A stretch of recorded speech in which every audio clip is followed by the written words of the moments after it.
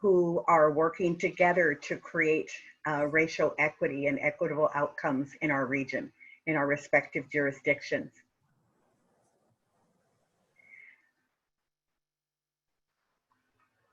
As we start today, I want to acknowledge that we are on the lands of the Duwamish and other Coast Salish nations. And it's important to remember the Duwamish, the first people of Seattle, are still here and continue to be stewards of this land.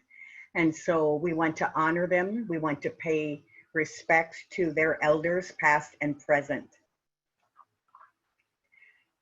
My name is Benita Horn, and I'm a consultant. My consulting firm is Benita R. Horn and Associates, and I primarily work with government organizations and nonprofit entities, and I'm also the inclusion and equity consultant for the city of Renton. And I will be one of your moderators today, my co-moderator. Do you want to introduce yourself? Sure, thanks Benita, and it's always so great to work with you. So many years working together. My name is Matias Valenzuela. I am the partner here of Benita in this, and it's a joy to work as part of the Governing for Racial Equity and Inclusion. I'm the Equity Director at Public Health, Seattle and King County, and also many of us are doing work around COVID, and I am directing community mitigation and recovery for the county and public health as part of that effort. So thanks for joining us. So I want to share with you, those of you who are not familiar with Governing for Racial Equity and Inclusion, or GREI as we call ourselves, our vision is that all King County communities are served by passionate, informed, and supported government officials who are committed to pursuing and funding policies and practices that result in equitable outcomes and racial justice. We find 4 pillars to achieve that vision: resources to achieve the vision, listening to our communities and centering impacted voices, supporting government officials in racial equity work, and collaborative advocacy. So some of you may have joined us for our first conference, which was held in December of 2018. And we committed to you that we would host a conference every other year. This being the year and conferencing not being possible, we have gone to a series of virtual events, and this is the first in our series. And what we're hoping to do in this event is have an opportunity for listening, for learning, and ultimately applying what we learned. So this is a foundational session, and the sessions that follow, we intend to be more interactive, and we're already thinking about the next one, which will probably occur in the fall. The virtual event team who planned this session developed the following guiding principles for this event. First, that we are interconnected, and it takes all of us working together to make changes. We will build relationships, trust, and empathy while addressing historical and current harms. We will defer to communities most impacted by racism to address how government can operate and be aligned. We will learn and apply the lessons learned by naming impacts and prioritizing them. As gatekeepers, we play key roles and are points of connections to the community, a role with a lot of responsibility and that can be used to shift power to communities impacted by racism and other forms of oppression.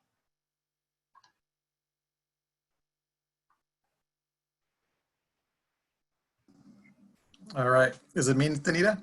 It's you. Great, all right. So I'm gonna set the stage a little bit for what we're doing, which is really looking at the budget and now this, the phase where we're in terms of talking about and really declaring racism as a public health crisis.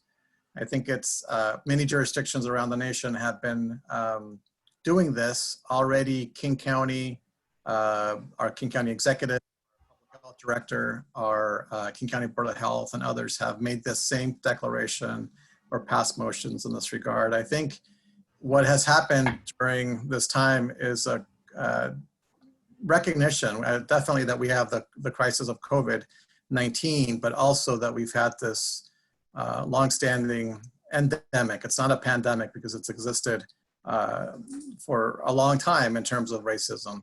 And we're actually battling both things, COVID-19 and racism. And as part of this, it's to, we are in a moment now in King County, and ideally through other jurisdictions and everybody here, especially folks that work in government, try to think about and ask questions about ourselves, such as why have we responded to COVID-19 with such vigor and such focus and resources when we haven't actually taken the same steps in terms of addressing racism. And how we've been complicit in recognizing, and I think it's been important. In King County, for example, our white leaders with Patty Hayes, our public health director, and our King County executive, and really asking these questions around their role and how we have contributed to these issues. This is around calling this racism public health crisis and a public health approach. It's about not just asking those hard questions, but really focusing on both very acute pressing issues such as police violence, and then other things that are more chronic, slow moving, that are actually major killers. I think it's really significant that just recently the major infectious disease society for the United States declared that racism kills many more people than communicable disease in terms of just healthy years lived and the health impact. So I think it's a critical step that we are taking. In King County, we're also, this is the next version and the next frontier for our equity and social justice work. Public health and the Executive's Office and the Office of Equity and Social Justice are really leading this effort now. And really it's around addressing and making some long-term commitments, but also listening to community and lifting up those voices. And I think one of the things the executive has asked us to really look very closely at the budget, and very much, and that's the conversation we're gonna have today, and how we can actually begin to have values that align with our budget. And we have tended to put a lot of resources and attention on the criminal legal system, which is not necessarily in line with what we stand for in terms of equity, social justice, and racial equity. So that's where we are at. And I think it's going to be great here that we're going to be moving into the next part of the discussion with Derek and Kelly. So Derek and Kelly, thank you for joining us. And we wanted to also keep this as a conversation we will have with Benita, be talking to them, and then ideally have time for answering questions from all the participants here. So gonna really start, and let's start with Derek first, and just introduction of yourself, Derek, and really what brings you to this work. Hello, 16 years ago, I made an important decision in my life, and that was marrying my wonderful wife. And I have 3 children, and raising them is the most important thing that I'll ever do. I am the director of Zero Youth Detention with King County Public Health.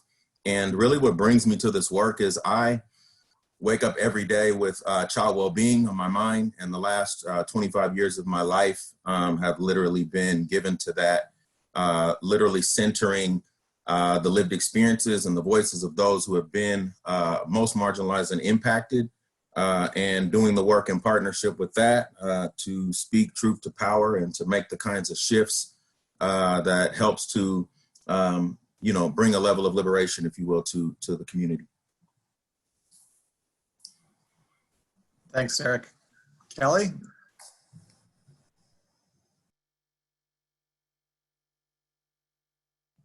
And Kelly, you're on mute. Isn't that always the case? Isn't it going to happen to somebody? Somebody's going to be talking and their mic's on mute. Hey, everyone. I'm Kelly O'Brien. I'm Black. I use he, him, his pronouns, and I am in the Seattle Office for Civil Rights in the Race and Social Justice Division that holds the Race and Social Justice in the Initiative Strategic Team in the city of Seattle. I also have a family and two wonderful children whose lives really take center stage. But how did I come to this work? I think I came to this work like so many other folks. I've been part of so many different systems. So I have I'm an attorney. I have a graduate degree. I went to school forever. And I'm so good at being in systems. Um, but I had a common experience while being in systems of being dismissed for various reasons and seeing people be dismissed. And so for me, I had a very basic human need to sort of always be in a space where understanding can happen and to help other folks understand things, especially these systems that we're part of. And so, I see like so many other folks come to this work through just being alive, just being who they are. And I found myself being a Black man in various systems in various places in the US and always in a role of, I was like a teaching assistant and I did, I taught stuff and I trained people and always in a way in which education but not education from being on high, like the grand, wizard, I know everything, but, education from a point of being like, I know what it is to be in a place where you don't understand and you don't have access and you don't have power and you can't read all these signs. And so that became a central thing for me. And that brings you to racism because so much of how knowledge is shared and held and used is racialized, as particularly in systems of government and education. You just have to look at statistics of graduation rates and access to education to see how systemically academia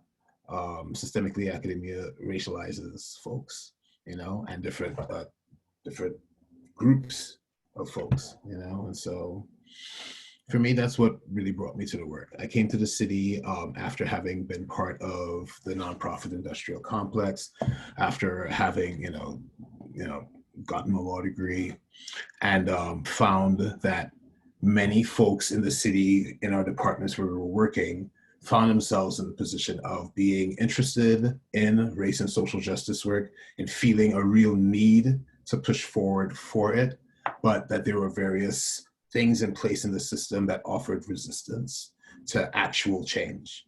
And I had felt this feeling myself in my own job in the nonprofit sector before, dealing with a white-led organization that that really uplifted certain white supremacist systemic values and practices that really disavowed who I was, as a person, as a human, and as a Black man.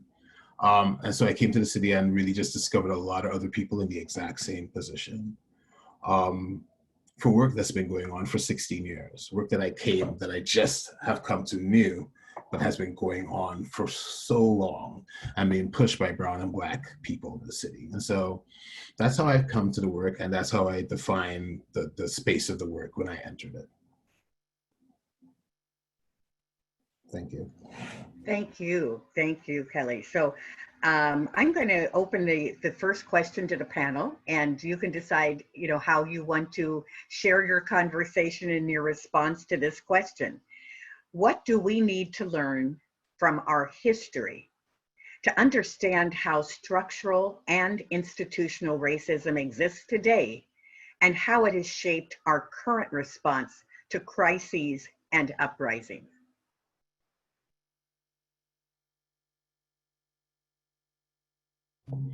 Who's going to take it first?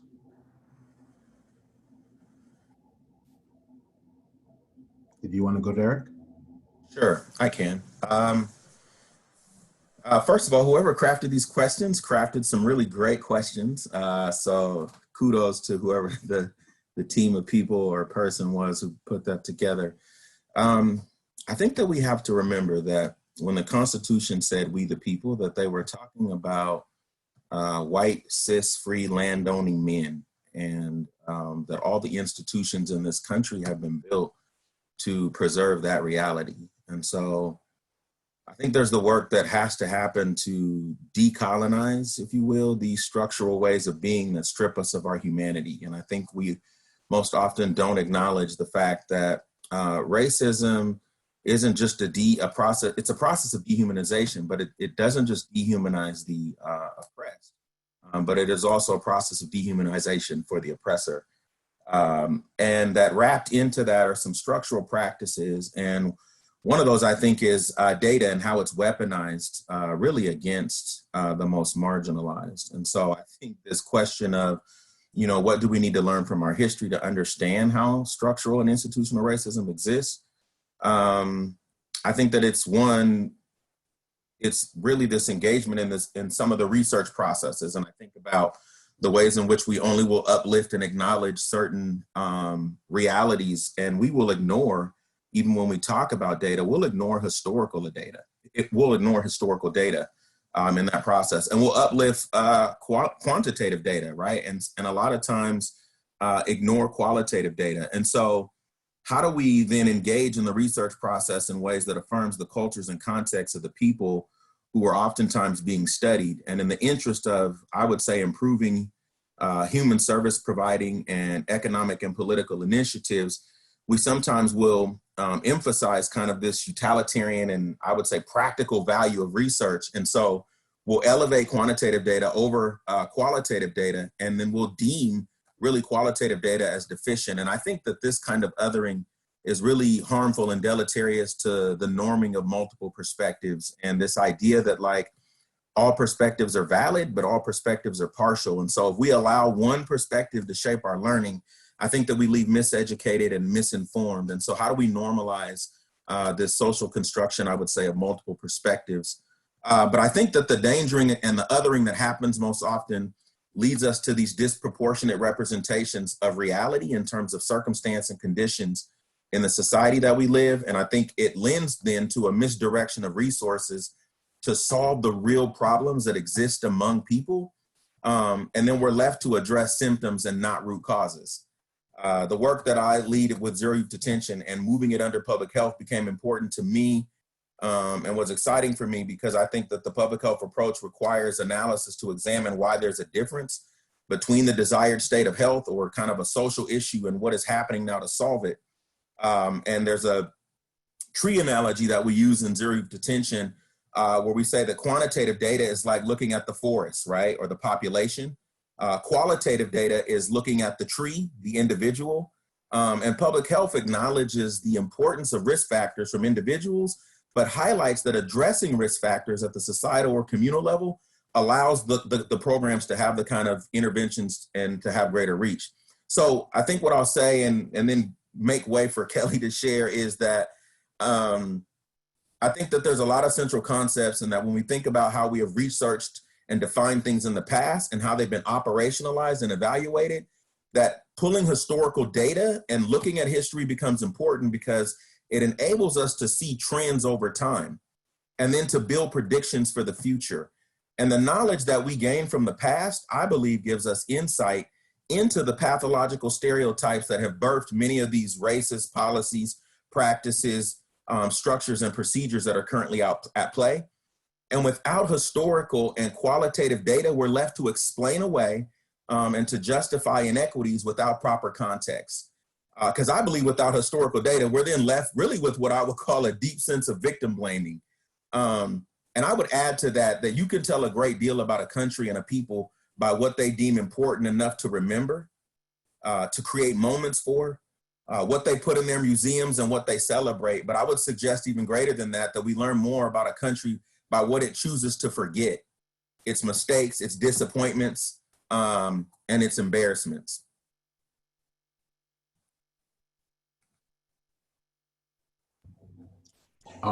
Hey, thank you, Derek. That's, I love how you put everything. It's wonderful. I think for me, thinking about history, sort of in a more broader sense, sort of in a more international sense as well, it really leads me to a couple of things. So the first thing, and just looking specifically at the question, in particular, the US creation and the design of Black enslavement, there's like a disconnect for me, because there's a global history of white supremacy, colonization that happens in tandem with the U.S. creation of racism and the slave police state, and that connection is always something that reverberates and actually causes tension with how the society of the United States grows and develops and becomes, just because it contains so many different types of communities from the world that have touched, the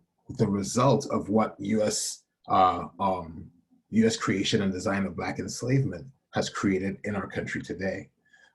When they also have an international, or in many ways, very, very different interactions with racism as it exists in this country itself. I think one of the things about knowledge for me that happens with people that do this work is when you discover hidden or forgotten knowledge, as you spoke about, Derek, there's something that happens when you hear things that reflect the reality of the oppressive system that we're in, that ring true, that are counter to the things that you've learned in school, and are counter to the things that you've learned in history class, that are counter to things that you always sort of had this uncanny feeling didn't make sense or didn't come together. And a lot of what happens with history and how it's created and then how it's memorialized, as Derek said, is there's stuff that's forgotten, and that takes people away from themselves. And a whole big part of the white supremacist engine did that work, taking people away from themselves and their history. And so for me, that's like, I start to think, when I think history, it is a big thing, but it's because it's connected so much. But then I could come down really, really, I can get localized to the US, but think about what it means to have had a slave society in a certain period of time, and to then have a society now that looks different, but really emulates the same material circumstances. Right. And so I'm paraphrasing something from Marx, I think, but he says it's something like, circumstantial relationships change, but not material relationships. So Black households have 10% the wealth of white households, which is only slightly better than it would have been during slavery times.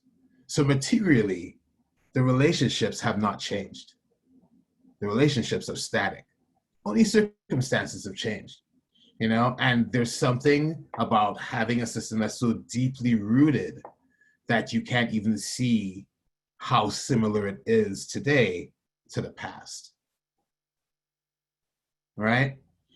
And so for me, the society that we exist in emulates these same relationships. They bear the same attitudes at different parts of the class structure, and they reinforce intersectional oppressions by using historical hierarchy established in the US with exactly what you said, Derek, with writing the laws and everything that were based on for landed white men of good moral character, or whatever that is, right? And so that's where we exist. And I think for us, we have to recognize the similarity of our material circumstances. But then in history, we have to look for that which is forgotten, that which was not supposed to be given to us, which was probably useful. And I think, in our office, in the Race and Social Justice Division, our particular team, we are the strategic leads around the work, but we're definitely not the work, right? The work comes in the form of all these brown, Black employees, and many white employees too, who for the last 16 years, by being part of community and then forming relationships in the city, really push to have race and social justice become something that is normalized in our work and not some side piece that you tack on a little paragraph or 2 questions on and you check it off and then you're done. And there have been, and mostly, we do employee surveys. We do RSJ employee surveys. So the majority of the people are Black and brown women who are historically keeping relationships going and pushing the work forward. and learning from our grassroots organization, past is something that a lot of people don't have access to. Learning about our rebellious history is something that a lot of people don't have access to. And learning from those rebellious, learning from our rebellious history in the past to not just learn from our mistakes, but to really envision a future, to like get rid of the jaded, lying past, to make a new future that's real and completely different.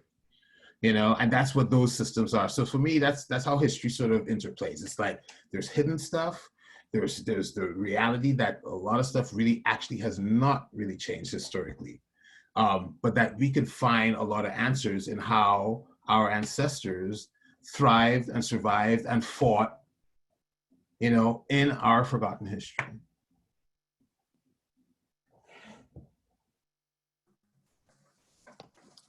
Thanks, Derek and Kelly.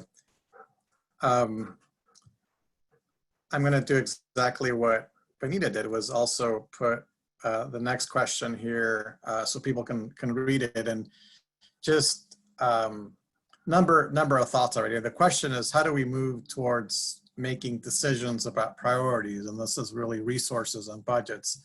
That's some of the history. Centers the history and data of Black, Indigenous, and Brown communities to address their demands and values and undo the harm of racism. And I know a lot of us, this is mainly a space for government folks. We're in the middle of budget processes. I think here you've already, in the work that what you've been saying, both of you, went deeper around this term data and kind of the bias that has existed in terms of quantitative data, and both talking about history and qualitative data, which in essence is the voice of community, and how do you actually raise that to be the legitimate data evidence that is needed to actually make decisions, right? So I think we're kind of shifting here the conversation, how we think about some of these things. The other thing is just, given that as we all work here in government and we're making these major shifts at this moment, we're also, I just want to add, I think we're at a historical moment.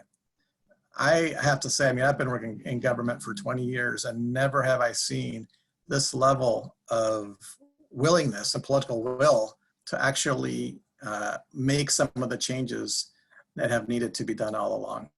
And so really, it's almost, how do we seize the moment, right? And really transform and make another vision for our communities of what they want to see government be like and how they want to see us resourcing and supporting community.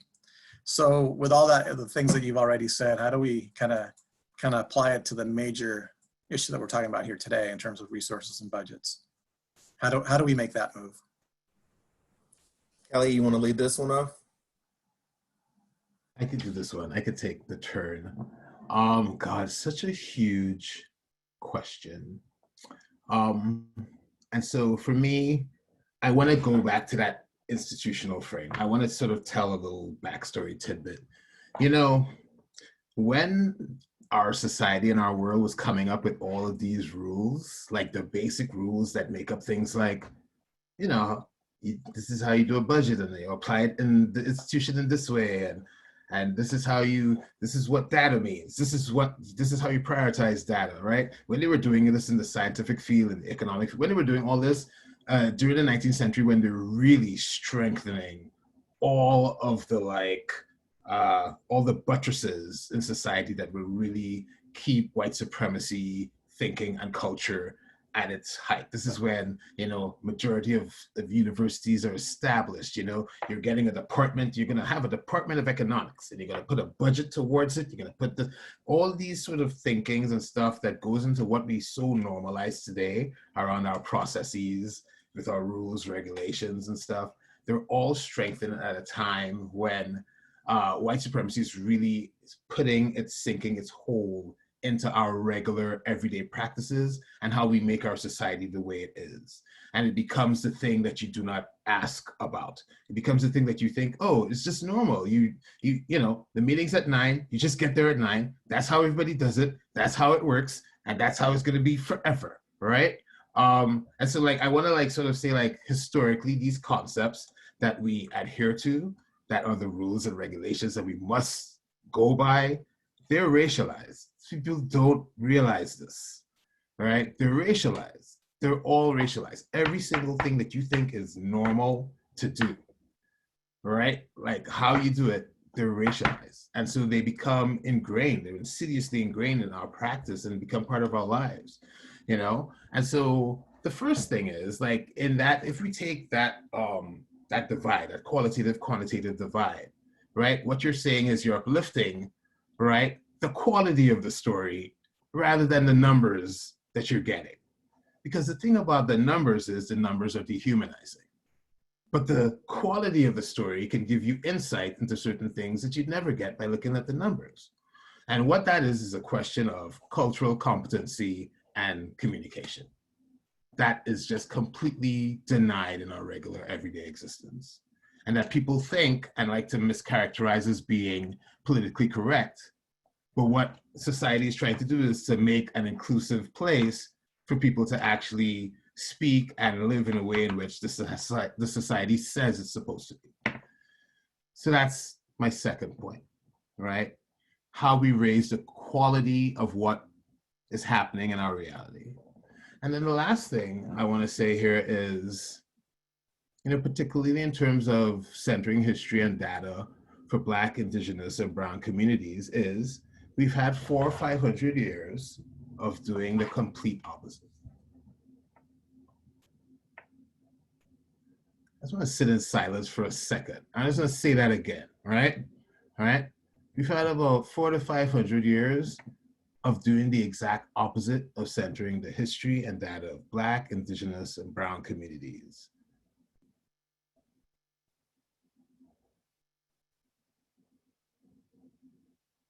How does anybody expect a society to thrive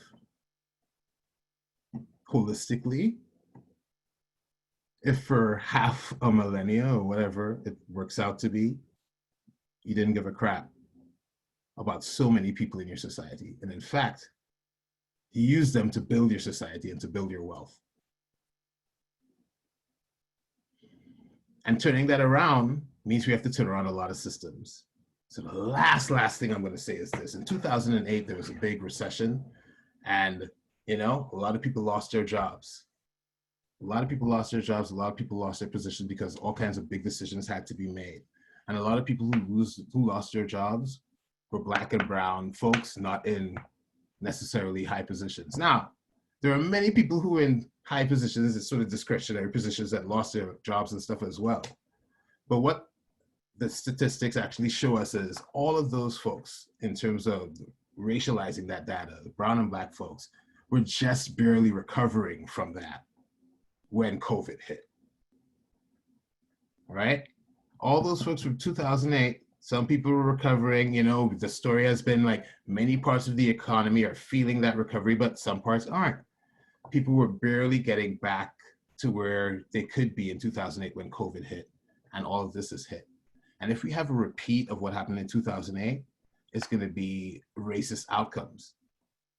And so we have to look at things in a way in which we can turn them around and turn them on their head and look at some of these relationships we've made.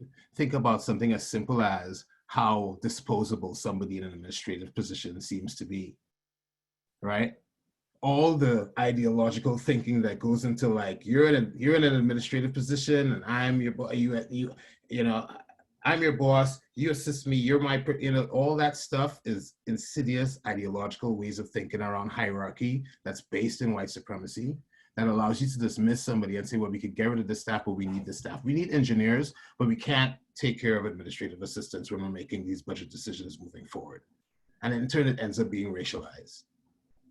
And so centering Black and Brown bodies in this moment when you're making budget decisions is by doing something. Literally, we've been saying, and we've been proposing in RSGI communities in the city is presenting a Black Lives Matter budget. What does it mean to present a budget that is around Black lives, that looks at root causes and thereby catches all the fish as opposed to just a fish in one part of the sea, right?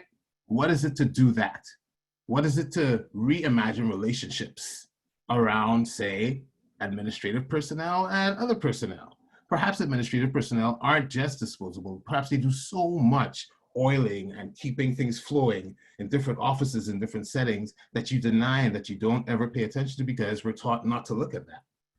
You know, maybe centering Black lives, thinking about relationships in office so that things are more holistic, things are more organic, as opposed to just institutional and getting you through to the bottom line is part of what this work would be. All right, Derek, your turn.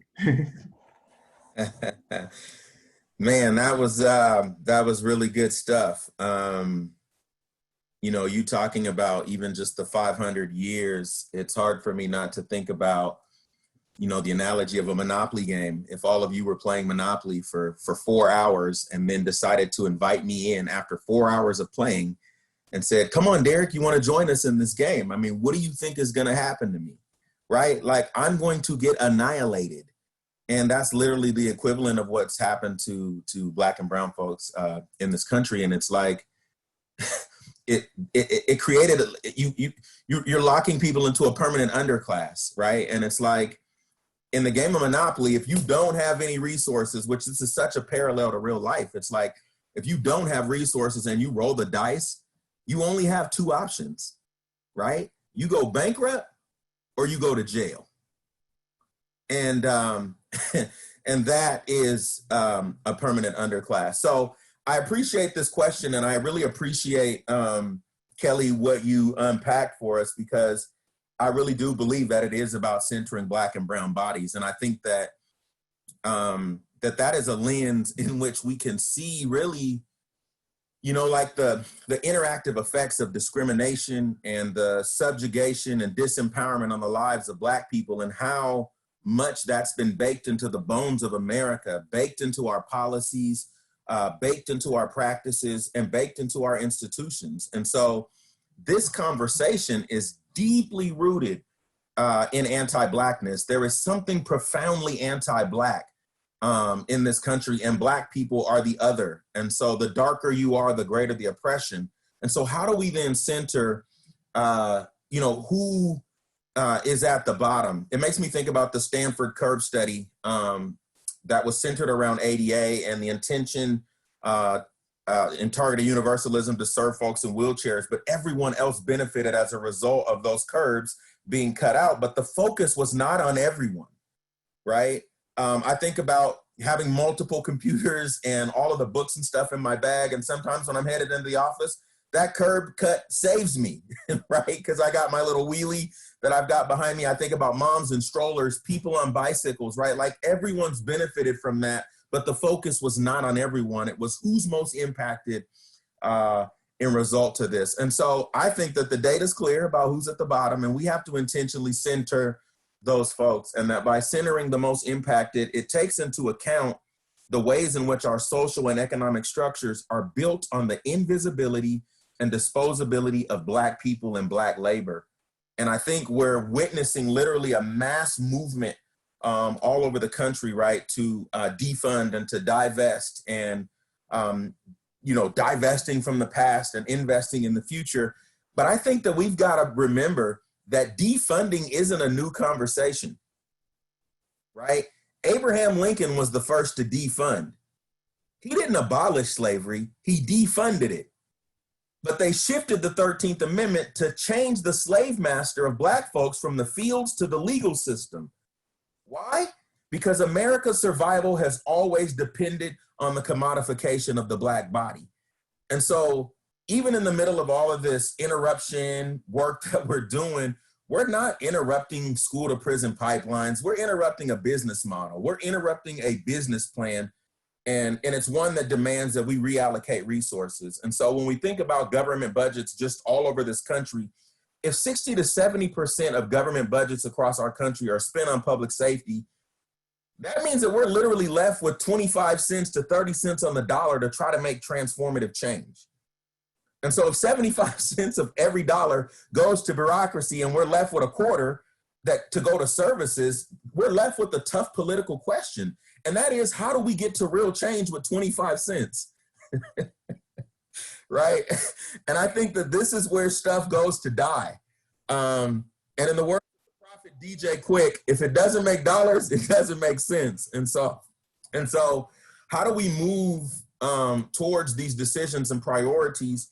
I think by centering, to the point, Kelly, that you made earlier, like centering the most marginalized, centering Black and brown bodies, and creating policies and practices that intentionally uplift and protect Black people, and the people who are impacted, I believe, need to lead the work. And I think that's what's going to be most challenging, right? Because for many of our white brothers and sisters, it's difficult to, when you've only been used to leading, to follow. And so what happens when, like, you're the one who's created the conferences, right? And you've sat on all the panels, and you've spoke at the large gatherings, and you've written the books, and you're used to your perspective occupying a rarefied and privileged space, always considered profound and valuable.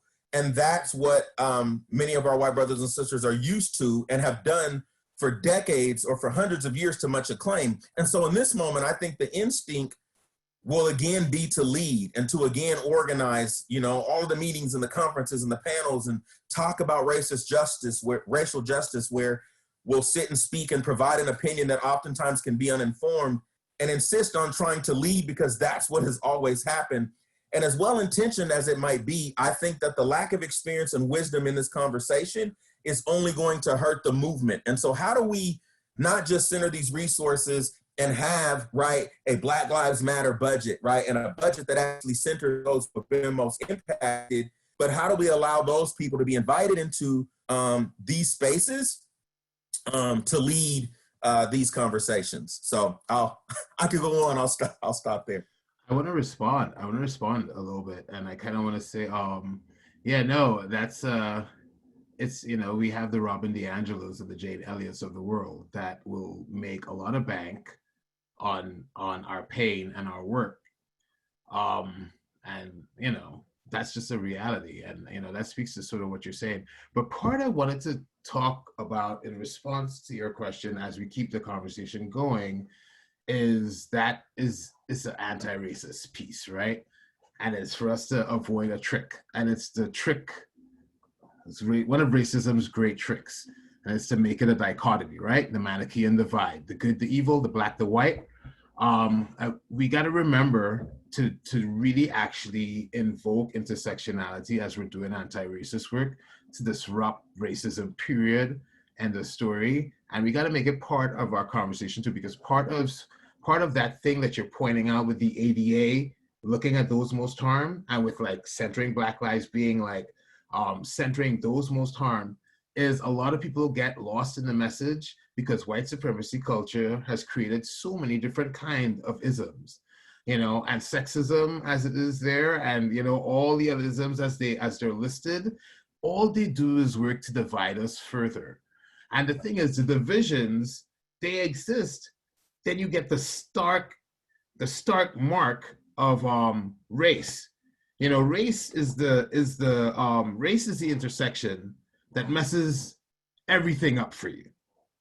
So you got all your isms in place, but you Black, it's gonna be tougher for you, right? And the racial hierarchy goes from some particularly shade of pale shade of white to some particularly dark shade of Black, right? And racism wants you to think that that's what it's all about. It's just Black and white, and that's how it is. And it will use and divide and conquer and swing people around in their Black and brown and female and male and trans bodies to keep its stuff in place. And part of our anti-racism tactic needs to be to always be intersectional and to remember where we are in our body and our positionality in relation to those most harmed. So for me in my work, I have to uplift that my whole team is brown and Black women that work together. And we have one white woman as well as a Jewish woman on the team that work together to do this work in the city. That the majority of people doing this work on change teams, which is part of the infrastructure we have in different departments to push race and social justice forward, are Black and brown women, you know, and that means something. They've been holding our history. That intersectional thing, that sexism and racism, that intersection needs to always be part of what we look at, and we need to always be thinking intersectionally. So we can start to have these conversations in ways that people don't think that they're left out just because racism wants to frame everything in terms of Black and white. So that was what I wanted to add to that piece. And I love think, that. Yeah. I love that. I think that's important. I think that that's really good stuff. And I think that if we do unpack who's at the bottom, the antithesis, right, of the white man then becomes the Black woman, right? So if we hold that up, I mean, that literally becomes a huge part of this conversation. And I think that that it is critically important to recognize that, to lift that up, and to pay attention to the different intersections and the way that it plays itself out in this conversation, and absolutely can be lost. So thank you for naming that. Yeah, especially since it's because it's a lie. Because the black woman is not the opposite of a white man. There's not those divisions that exist. Those things are totally created by our society to make people do things and be things in different ways. And it's such a lie, but we all act and work and live as if it's true. And it's nonsense, you know? So, yeah. Thank you, Kelly and Derek. A lot of stuff been said. I'm gonna invite folks to put in the chat 2 questions. Already some comments and questions are coming in, and we are going to be using this. I'm going to build on one because I think, for example, you know, Margaret has a question, but I want to also kind of frame that question a little bit more, if I may, Margaret, and just think about, because it's very general, like, where do we focus first around these issues? And one of the things that's been brought up is you know, you both were talking about the Great Recession, right? The last recession. And I know in King County, when we look at at median household income for the white population, it basically was, when the recession happened, there was a little blip and it continued to go up. For Black families, for example, there was a serious decline and it took years to recover or to begin to go up again. With COVID-19, you could say, as it was happening even before we had a case here in our county, in our region, and in our remember being in a session and also kind of a panel with some national leaders around this, and I said what I actually saw coming was a kind of Katrina type situation at a, you know, national, international level, and I think it's exactly what's playing out, right? Just not only thinking about the economic impact and the mental health impacts and the food impacts, but just in terms of just the pure cases and deaths we have, you know, in terms of Black, Latinx, Pacific Islander, we have 3, 4, 5. Around Pacific Islanders is 6 times as much more likely to actually be infected. So it's huge. And we already see where we are right now in terms of, you know, COVID and thinking about kind of recovery and what's going to come next. You know, and also we're in government, right? And as we see even how our own systems and even thinking about some of the labor rules that last one in, first one out, right? And who is going to be, as we have tried so hard to racially diversify our workforce, we're going to be those first folks that are going to be in line to be laid off. It's going to be devastating for us as in our institutions as we're trying to make some of these changes. But then even thinking about in the community, how devastating it's going to continue to be, not just, again, the disease of COVID, but the disease of racism as it plays out. So just with that, I think as we go in and thinking about the budget, right, and kind of the topic for today, and you laid out some great concepts around, like, you know, focusing on the margins and lifting up those voices. What does that actually look like, right? So to what Margaret here was asking, where do we focus first around these issues? How does that begin to work within government?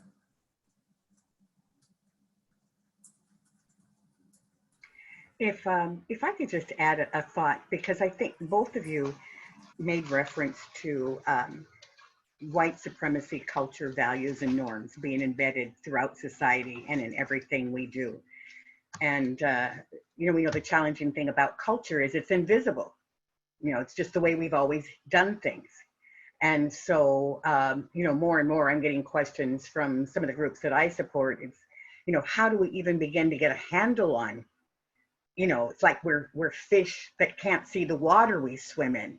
How do we even get a handle on this?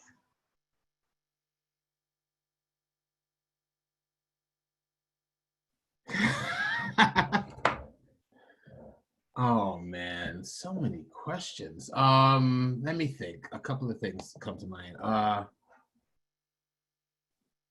We could talk about what it looks like to center Black Lives or do a Black Lives budget.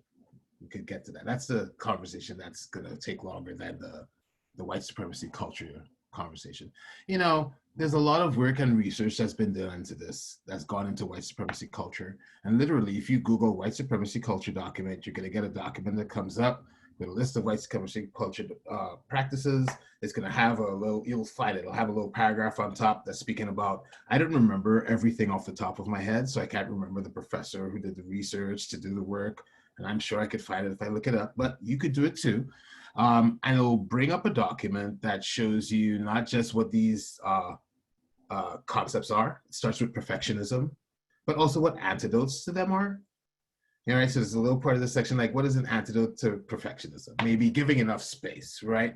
Understanding that people have different circumstances in their lives, and that a completed concept does not have to look exactly the same for one person as that same completed concept is for another person, right? That's highly conceptual, what I just spoke about, but that's kind of a start. The thing is, how do you turn things on their head? How do you flip things? How do you literally be revolutionary? People like to speak like if being revolutionary is a bad word, but being revolutionary describes a movement. It describes the movement of a circle, moving in a revolution, turning and going. And if you could flip things on their head, you could start to think about ways in which you can oppose all of these things that you just accept as true and real. I think I saw something in the chat box around leadership. And as soon as I think about leadership, I think I just saw the word and like about folks stepping aside. But as soon as I think about leadership, I think about how we conceptually think of leaders here in our society is completely off its rocker. Because the anti-racist mode of leadership is grassroots-led servant leadership, where you are communicating what the folks that have put you in the position below you want you to do. But in our culture, leadership is, you've got the answer. You know what's up. The buck stops with you. And if you don't show strength, well, then you're gonna lose out, et cetera, right? And so you have to think counter to all of these things which you think. You have to ask the question that has not been asked. This is the basis of deconstructive theory. The thing that you think is just so normal and real that it just goes without question, you ask, why? That's it. That's how you start doing that work. Okay, hey, Derek, why don't you take on that, and then we'll go back to the Black Lives Matter stuff. Perfect. I think you nailed it, and I think that it's a much broader conversation, and I think it's been alluded to multiple times as we've kind of gone throughout this conversation. And I think you talked about it in terms of recognizing that we've been socialized into these ways of being that we most often aren't even aware of. And so how do we stop long enough to interrogate?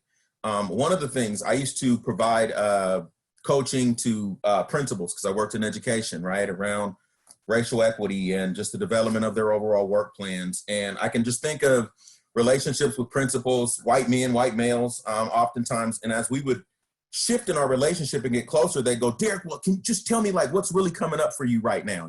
Like just keep it real with me. And I'm like, okay, here's what's coming up for me. You're spending more time trying to convince me that you're not racist rather than accepting the fact that you've been socialized to be racist and asking what are the ways that that manifests itself?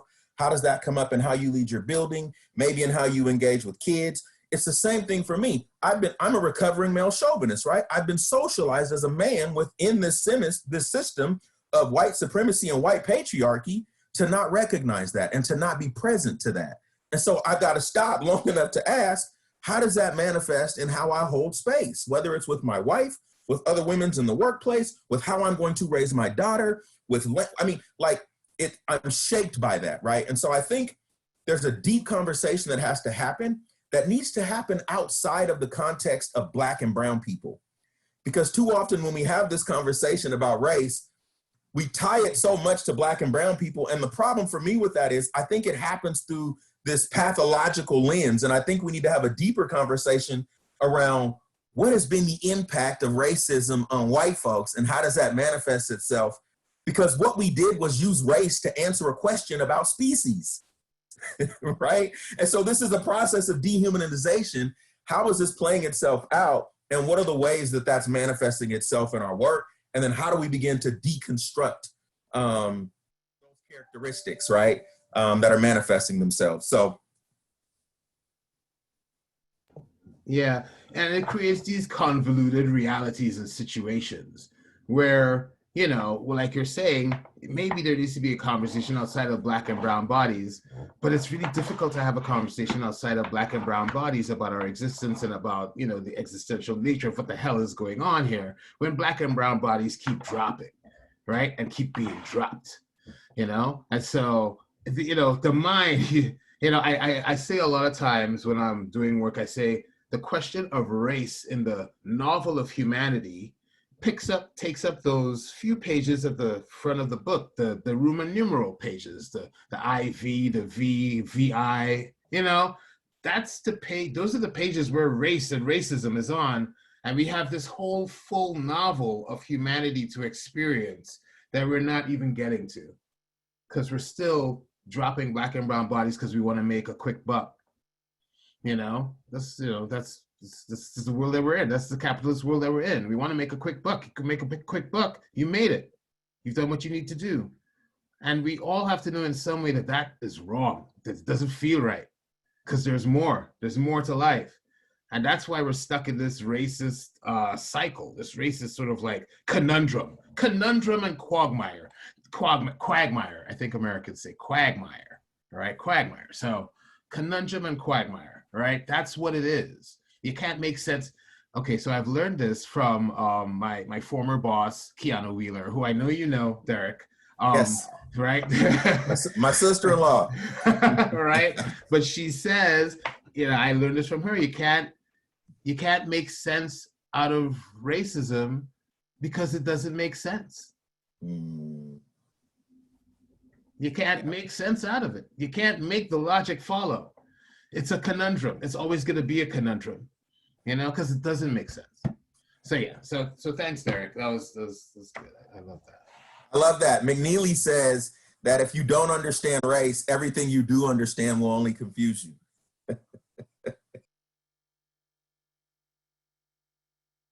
And so then the next thing was, how does it look like actually making a Black Lives Matter budget? That's a real specific question.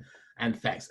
One of the things I want to say is like, we always have to respect collective grassroots movement in the work, right?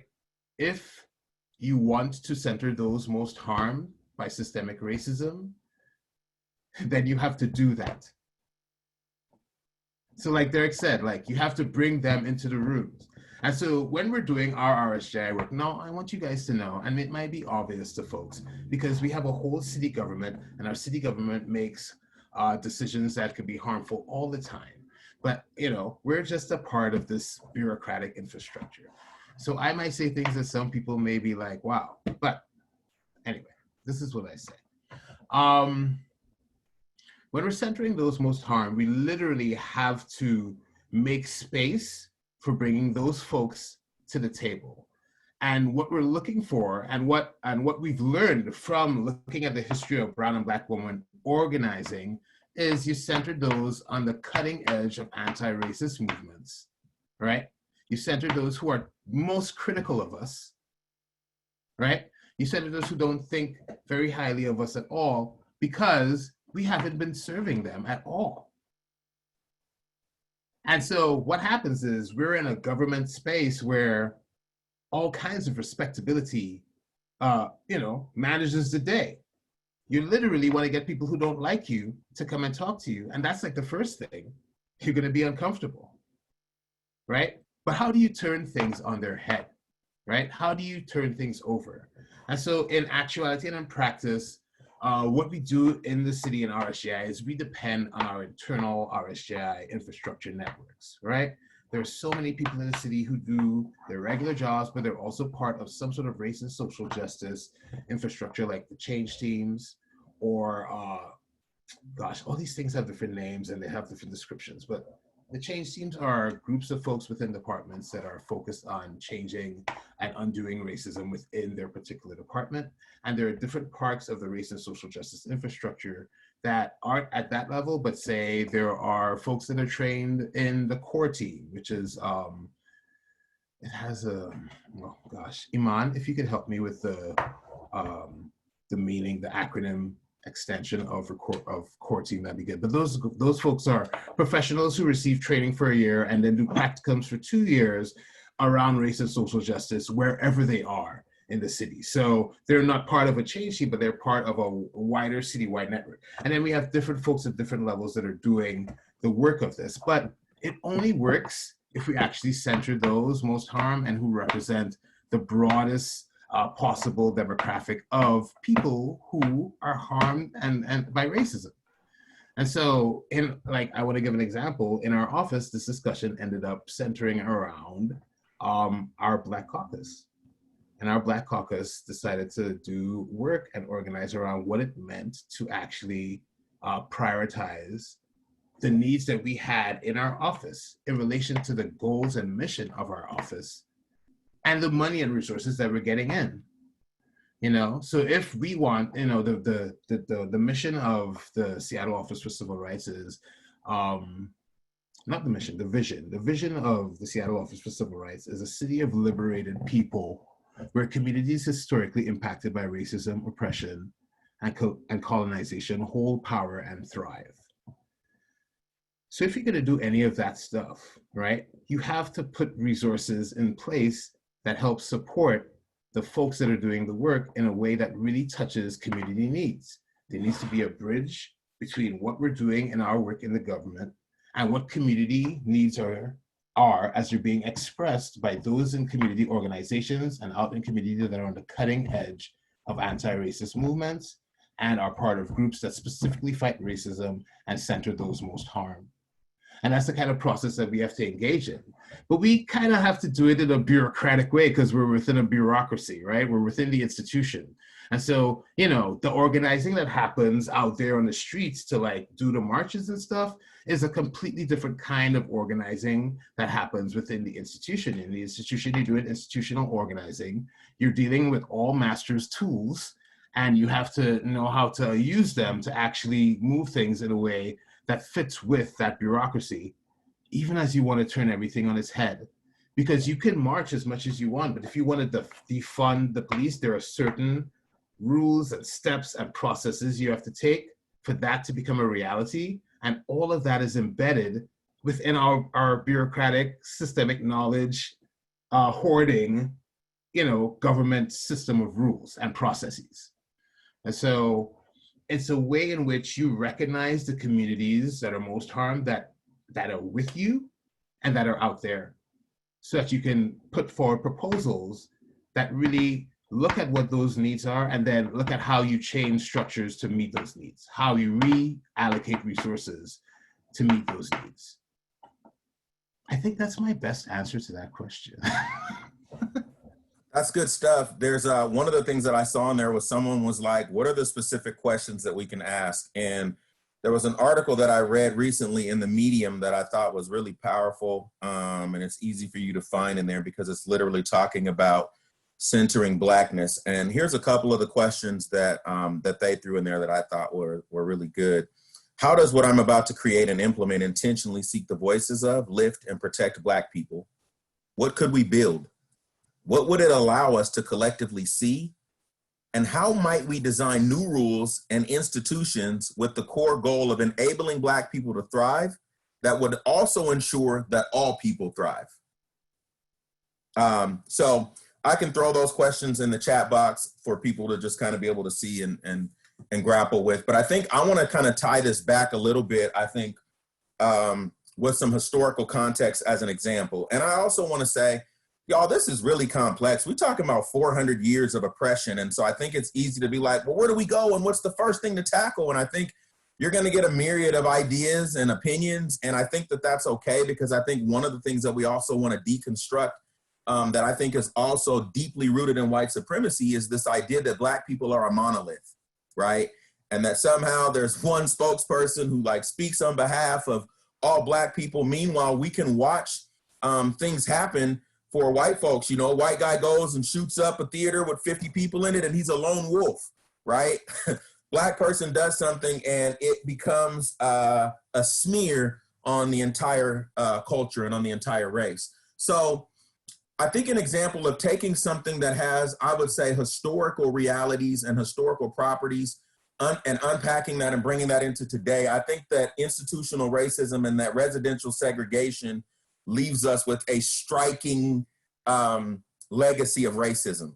There are those who would literally say that the key to understanding racial inequality is due to understanding residential segregation and the way that it's played out and how it's literally become the linchpin of US race relations and the source of the large and growing racial inequality in United States. And so we all, you know, many of us are obviously fully aware of the fact that, you know, in the 30s, 40s, and 50s, the white middle class was built up by these loans that Black folks could work and could contribute to the system, but could not access those loans, right?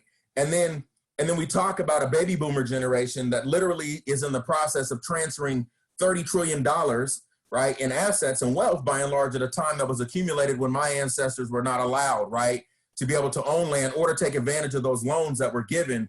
Well, you might ask, well, so what does that mean and what does that matter? Well, place matters, because now we know through public health data that your mortality rate, where you live, your zip code is a larger predictor of your mortality rate than your DNA. Let that sink in. Your zip code is a larger predictor of your mortality rate than your DNA. And so place matters. Well, people didn't trip and fall into poor neighborhoods. People didn't trip and fall into ghettos. They didn't trip and fall into barrios, right? These were a social construct of the United States government. And where you live today matters. And so the quality of a kid's education is determined by their zip code. Where you live determines access to high quality schools, job opportunities, safe and affordable healthy housing, fresh produce and nutritious food, nearby nature, toxins, quality primary care and good hospitals, social cohesion and social, I mean, the list goes on and on and on. So what then would be something that, because I could talk about that forever, but what would be an example of something that I would think that we could maybe bring to bear or start to have a conversation about? What about like the Community Reinvestment Act of 1977? This was designed to encourage banks to meet the credit needs of low to moderate income neighborhoods, and it never happened. This is an example of something that could undo, you know, one of the linchpins of racism in this country, because if we're not talking about things that uplift and provide economic opportunities for Black and brown people, then we're not really talking about anything, right? And so this is a perfect example, I think, of something that begins to unravel, dismantle, and unpack. One, because we know that wealth in this country is accumulated and that land plays a big part in that, right? And we've watched the way that these communities have still been pillaged. I mean, you mentioned 2008 and the economic collapse. Like, who do we think most of those subprime loans were given to? They took advantage of people who wanted a piece of the American dream. And I don't know why we're calling it the American dream. Maybe we call it that because you have to be asleep to believe it. I don't know. But there were people who wanted a piece of this American dream and they were taken advantage of, right?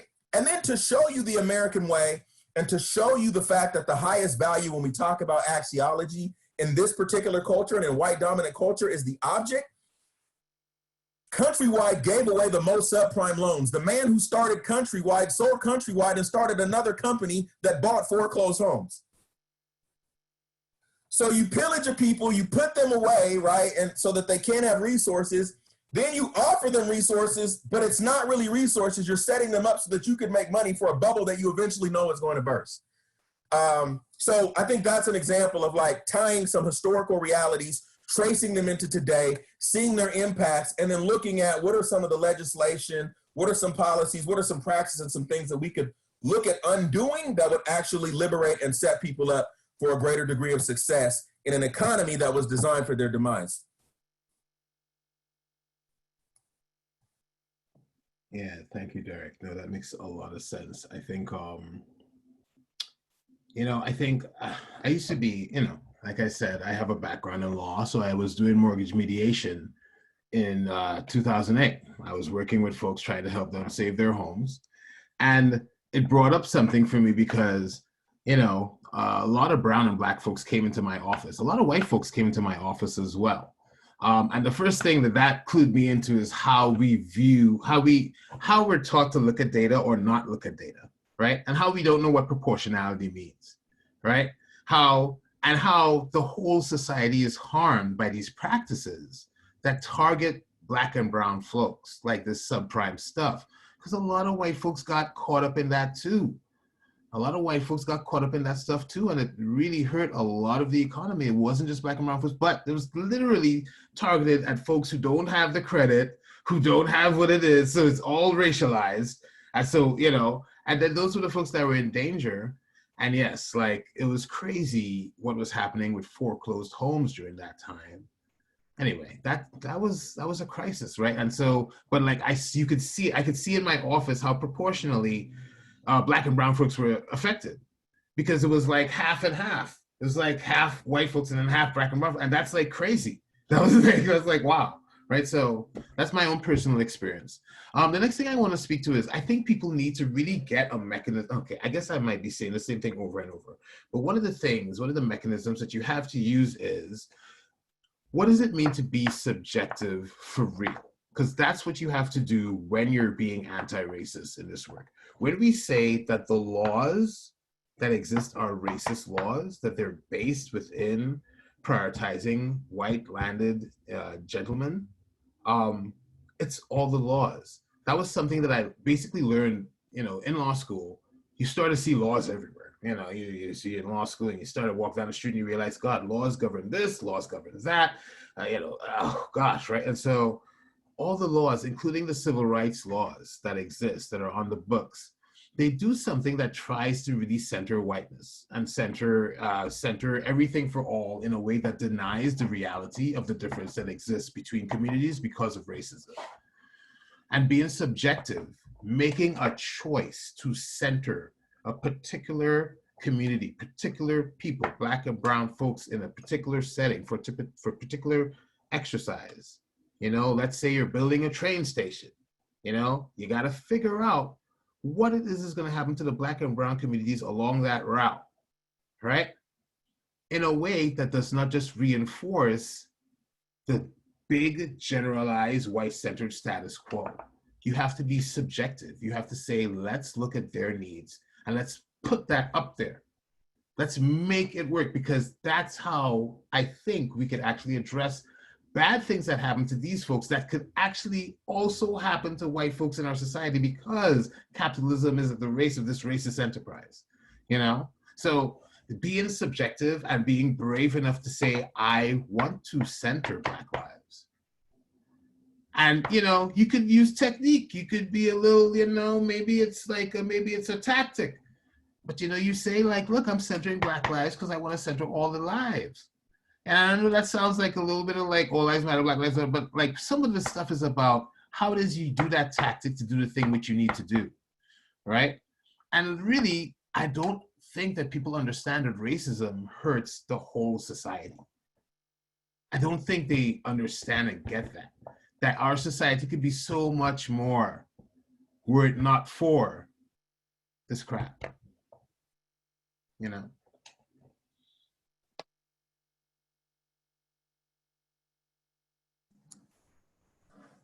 I'm happy to go, but Benita, I don't know if you wanted to say, I want to just kind of reiterate a couple things that folks have said. Kelly, just, you know, as people, because we, you know, budget is a topic here, you're saying that we need to change the process in order to get a different result. So that's extremely important in terms of what you're talking about this. And then Derek, you pointed to some questions, you know, to ask in the budget process. And around this, I mean, there's plenty of tools out there, and I think we were happy to share them and in terms of how to think about the budget in terms of how do Black, Indigenous, people of color benefit from your budget decisions, and if not, what are you doing to actually get there? So there's a lot of tools that exist around specific to the budget, but I think one of the things I want to reiterate too is that we often, or what we do, or the status quo, is doing incremental budgeting. That means most of the things that happen in our budgets are basically pro forma. Whether you're in a yearly budget or a biennial budget, you basically move most things over and then you tweak the edges. What are your budget changes? And I think one of the things, and we're doing this with Derek too in King County, is thinking about base budget, right? And thinking about fundamentally where your resources go, and taking that deeper look at the budget is extremely important. I think that's important. I think part of the broad socialization that both of you have so eloquently described causes us to be prescriptive. You know, what's the 1, 2, 3 of how do I do that, right? And we don't understand that we have been socialized to think that way. Yeah, I would agree. I think, Kelly, you hit on that a little bit earlier. But I think that part of it is that we have to kind of deconstruct some of these ideas that we have in our head. The truth is, we're in an incredibly adaptive space. Part of it because we're engaged in doing work that hasn't happened before and that we haven't done before. And so we got to kind of knock off this idea that there's these subject matter experts who are going to pull up and somehow they're going to provide these technical solutions that are going to get us out of this challenge that we're in. No, the truth is we're in an adaptive challenge and it's going to require a collective learning process. And what that means is that we have to show up more curious, we have to show up more humble, and we have to ask questions, and we've got to recognize that we are the wisdom of the room. We're the wisdom of the people that we're sharing space with, and that we've got to normalize this idea of multiple perspectives. Yes, I have a perspective. Yes, my perspective is valid, but my perspective is partial. And only together, when we recognize the power of all of the voices that are at the table, and we center those who have been most impacted, can we really grapple and contend with the fact that there's only one person that can actually repair a spider's web. And that's the spider herself. And so until we can center the voices of those who've been most impacted and recognize the lived experiences and allow that to shape the direction that we're going in, it's okay. The truth is that it might feel like things are falling apart, but I have a different perspective about that. It's not that things are falling apart. They're actually coming together, and they're coming together in a way that benefits us all. That's really beautiful, Derek. I think I wanted to kind of like I wanted to address, the reality that a lot of being within the institution means that you have to balance. You have to walk a thin line between simply replicating the status quo and disrupting the status quo. Because your ability to be part of that system is tied into how much you buy into that status quo and you obey those rules and you obey those ways of being. It should be of no surprise to you that anybody who's doing RSJI work in a broader white supremacist context is going to be afraid for their job. Shouldn't surprise anybody, right? Right? Just material relationships remain the same. They do not change, right? So that's kind of the balancing that has to happen, I think, as we're doing an approach. But like Derek said, we're creating a world we've never seen before. We've never lived in a racially just world. We've never lived in a society that was not sexist, right? Us in this society here. Right? We've never done it. So whatever is coming is new and different. And what we do is we learn along the way. We create along the way. We stumble along the way. We have false starts and false stops. I want to say, I want to give everybody the example of diversity and inclusion training, right? The 90s, man. the 90s and the early 2000 aughts. Everything was diversity and inclusion. You just had to get the people in there. You just had to get the people in there. You just had to have Taco Tuesdays and potlucks, and you just had to do that, and it would have all been great. But what happened? Everybody realized we get into these white dominant, white supremacist cultural systems, and ain't nothing shifting to be multicultural. Nothing shifting to really include anything besides what is transactional. Those things you can do really easy. Taco Tuesday, we got it, right? It's very easy. And so one of the things that we're learning as we go along this process to the new is that actions can't just be transactional. It's nice to paint the street with Black Lives Matter, but that's just a transaction. It's not transformative. We need actions that are transformative. And we need to think subjectively about how we make sure that every action we do and every decision in government is a transformative action that takes us away from not serving everyone in the community, particularly those most harmed. So we don't have all the answers. We're learning, but we're getting some tools along the way. And we're trying to like really traverse the systems that we have to exist in. We're forced to exist in them. I have to have a job to live, right?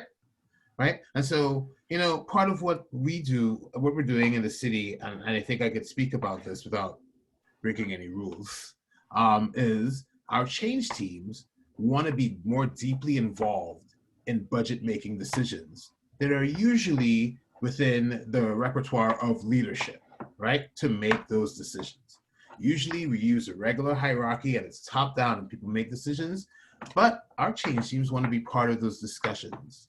And so for them, within the institution, part of what we're going to do is get trained up on the budget process. Not everybody knows the budget process, even people who work in the city. Knowledge hoarding, knowledge sharing. It's a basic part of it, right? So first thing we're going to do is try and learn up on the budget process and see what it means and how it goes, so that we can learn of where we can insert ourselves to be transformative and to help create community that wants transformation. Because believe you me, a lot of people want transformation. A lot of people want to change this world from how it is, but they feel stuck. And it's because they're stuck in these systems that we all need to live, right? So they're stuck in these systems. They don't want to make these decisions that go against their capitalist instincts because that's what we have to use to live, but they want transformation and change. And so the other thing we really go back to history and we really want to learn from and to like use to keep building is, what does it really mean to work as a collective? What does it really mean to be grassroots? What does it really mean to be in solidarity?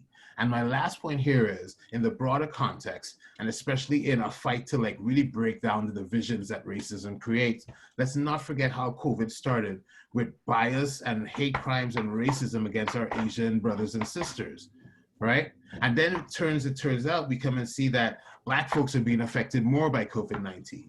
And so the racialization that exists affects different Black and Brown communities. And we need to recognize this stuff so that we could get in solidarity, pace, and alignment with each other and stop accepting this really unimaginative system that we live in that doesn't cater to everyone, that really hurts a lot of people. Like, we could really actually start to imagine that something that's just different, you know? And like, we have to recognize where our power comes from. And for many people, the power comes from the law, the institution, blah, blah, blah, blah, blah, right? All that stuff is false. It's all a lie. It has power, but it's all based on a lie. When you have nothing, but you could band with other people to make something happen that's true, that's more powerful than the lie that you have maintain with state apparatus, right? With police and with laws and courts, you know, all this stuff that you're working hard to maintain that people have been saying for centuries. Man, let's have something different that works for all of us, you know? So that was the last point I wanted to say, because solidarity is a must. Collective work and organization and relationships is a must, and thinking transformatively is a must, because that's what we've learned so far as we're building to go towards the future.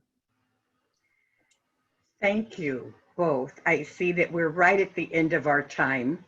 Derek Wheeler-Smith, Kelly O'Brien, thank you for this discourse. And I want to say because I think it's a human tendency that we want to always leave with answers.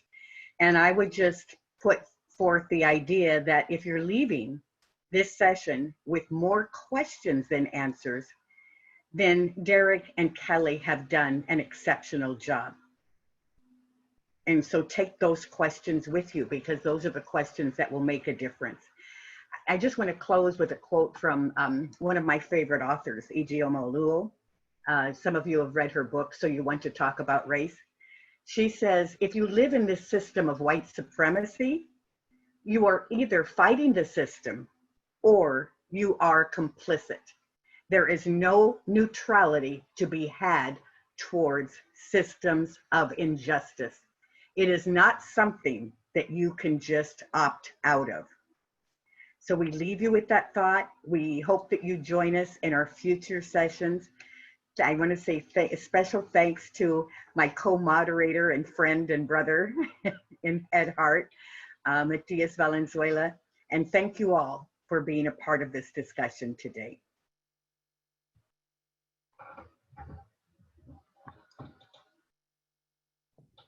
Thank you. It was so good to be here. It was so good to meet you all and to speak with you, Derek. This was wonderful. I don't get to do this in my job enough, so thank you. Copy that. Delightful to be with all of you. And again, I am just the wisdom of everyone that's in this space. And so it's great to just be able to listen and to learn from you, Kelly, and from you, Benita and Matias. So thank you.